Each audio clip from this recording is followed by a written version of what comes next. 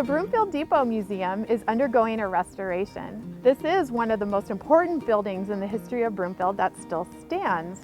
And what we want to do is take care of both the structure, which is itself an artifact, and its contents. I live not very far from the original site, and my husband used to go over because he was friends with the agent there. Then along the way, we heard that it was going to be moved, and we were interested in the history of Broomfield too. My husband and I went over on our mopeds because we wanted to see this. And they, of course, got it up on the truck. The location was 120th and Old Wadsworth Boulevard by the tracks, of course. They got it up on the truck, and so they brought it a short distance to the east on 120th, and then they just brought it along on that truck up on 287 and up north, and then turned here on 10th Avenue. This project is very unique because of the history. We have this project this year, which is just resolve the settlement and also start taking care of some of the exterior finishes. So the depot project is actually 2 years in the making. Architects and engineers came out to our site and they helped us come up with a plan on how to rehabilitate and restore the building. We broke the restoration and the rehabilitation down into 2 phases.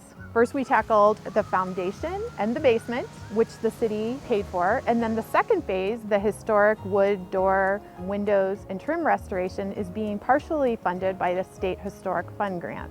The building, the age, the danger was it literally falling apart on the outside. It was important, I think, to take care of that first. Good. Today we're here to take care of the foundation walls in regards to an unforeseen condition. The wall was bowing out, so a helical pier tieback is basically a screw pile. And because of the tieback nature, we're trying to support the wall laterally, so the helical pier tieback goes back at an angle into the soil and provides an anchor point so that we can keep that wall from buckling further.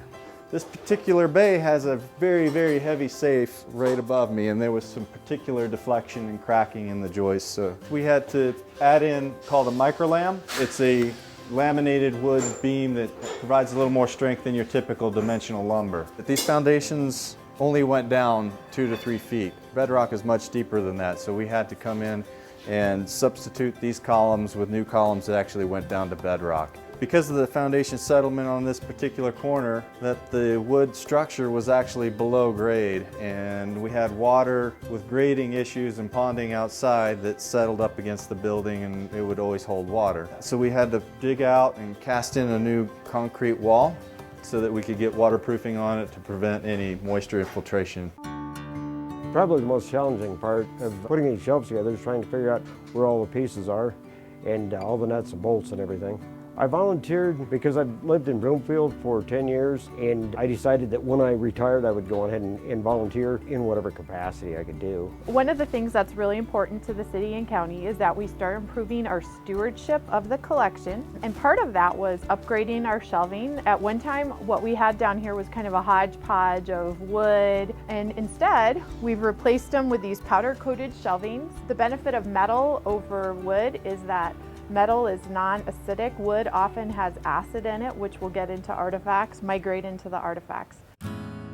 One of the most important areas that we have now is this artifact processing area here. This is the area where we would bring an artifact in, we can examine it, we'll rehouse it, put it in the proper kind of storage container, and then put it on our shelving.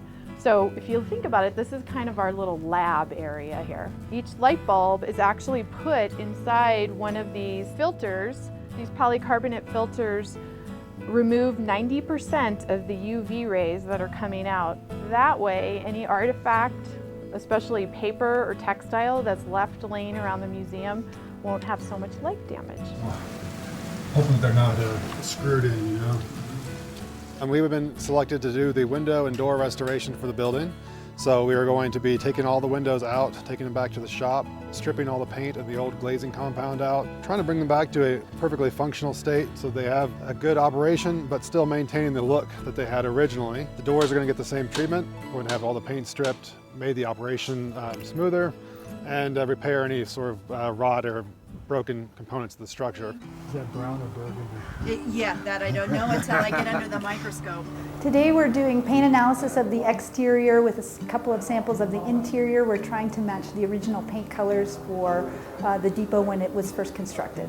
I look for any place that has original materials, and then I take an X-Acto blade and I make a cone-shaped sample that's about the size of the pencil eraser. Then I take it back to the microscope at the lab at the office, and typically you'll see, particularly on this building, the exterior paint has faded, so what was originally a red is a purple.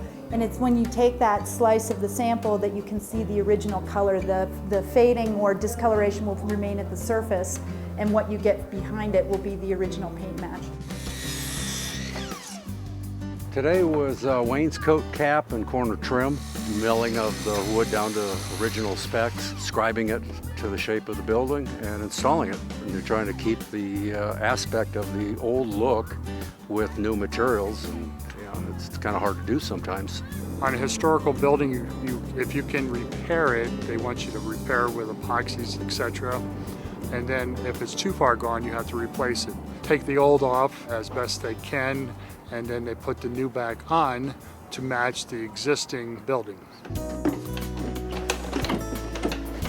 We're just hanging these windows in their already restored jambs and make the windows operate as if they were just put in today. We're attaching ropes, and the ropes go down into a pocket beside the window, and then you can just move the sashes up and down.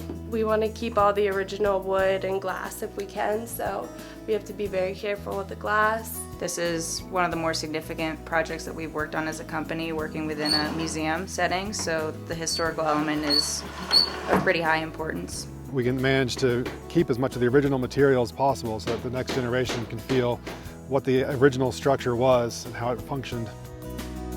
Well, we're just finishing prepping in the front of the depot. We finished priming, scraping, sanding, caulking, a little epoxy work on the windows, and then we're going to start the 4-color system on the outside of the depot, which will reflect the original colors. Architectural conservation and preservation is one of my true passions, because I believe that if you can restore to what the original conditions were, that people almost have the sense of walking back into history. And once you have that, it's an amazing resource for the community. People can start to understand where they came from and how they've come to where they are now. It's why I work in this business. Well, thanks everybody for coming here today. This has actually been a couple years in the making, and we're really, really excited. Mabel, you're in charge. Yeah. All right. Well, what we're doing here today is we're honoring the restoration of the Broomfield Depot. Today was the ribbon cutting and a chance for the city and county engineers and staff to show off the work that they've done and what the Broomfield volunteers have done to get this building back up into working shape. We provided a grant to restore the exterior, and so that included repairing all the wood components, the siding, the trim, the wainscoting, the windows. All the windows were totally restored, as well as the doors. Well, I think it's awesome for Broomfield because this holds a lot of memories that the citizens have participated in. I was going through it, I saw a photograph of Mayor Walt Spader in 1975, and there are just certain things that when you keep the history, it's so important to have that history so you can go back and people can enjoy and see how things were and know how good things are today. Well, good afternoon and welcome to the Broomfield Depot Museum. Thanks so much for coming to visit us today. So we've just wrapped up phase 2 and the museum is actually reopened, and it's really great to see all of our hard work paying off. The visitors are really excited when they come in. I hear lots of laughter. It's just such a joy to finally get to share this treasure again. The paint job outside is beautiful. We get so many comments, and it's so wonderful to be able to tell the story about how those colors were selected and really take people back to that time in 1909 when this depot was built.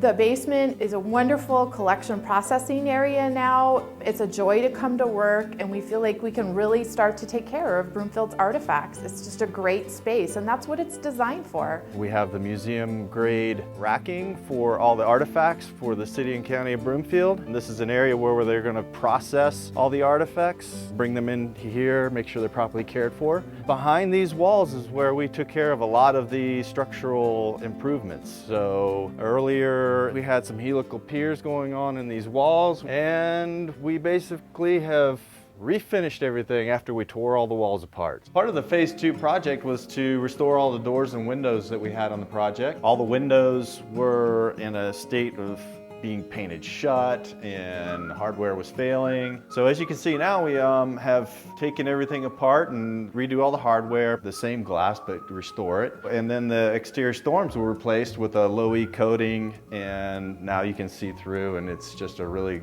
clean look. So part of the project was to actually replace this door because it was in pretty poor repair, but Barlow, preservation specialist, actually recommended to just replace some of the panels, and we actually were able to do that and keep the fabric intact. And they shined up all the hardware, made it all operate correctly, and now we just have great windows and doors for the project. I feel so much pride, and I'm so excited at all the work we've done. When both children and adults come in here, they get so excited and they're so full of joy. It's really kind of renewed an interest in local history. They want to know more. They want to know where the cheese factory was. They want to know about Shep. So by finishing this project, what we've really done is just kind of planted a seed. We can't go ahead if we don't know what the past was. Broomfield actually was a town. It was a little farm town. There were about 50 people here in 1900. The depot and the elevators, they served the farming community around. And I like the idea that people know that rather than just being a suburb of Denver. It's important that kids know what the background is. They can come here and they can learn about life in the early 20th century and about the history of transportation and the rail history of Broomfield. And I also think it provides another community center for us. People love to learn about their local history, and it's something people can really embrace. And I think it's another place where our residents can come and meet together and have a really great experience. So come check us out.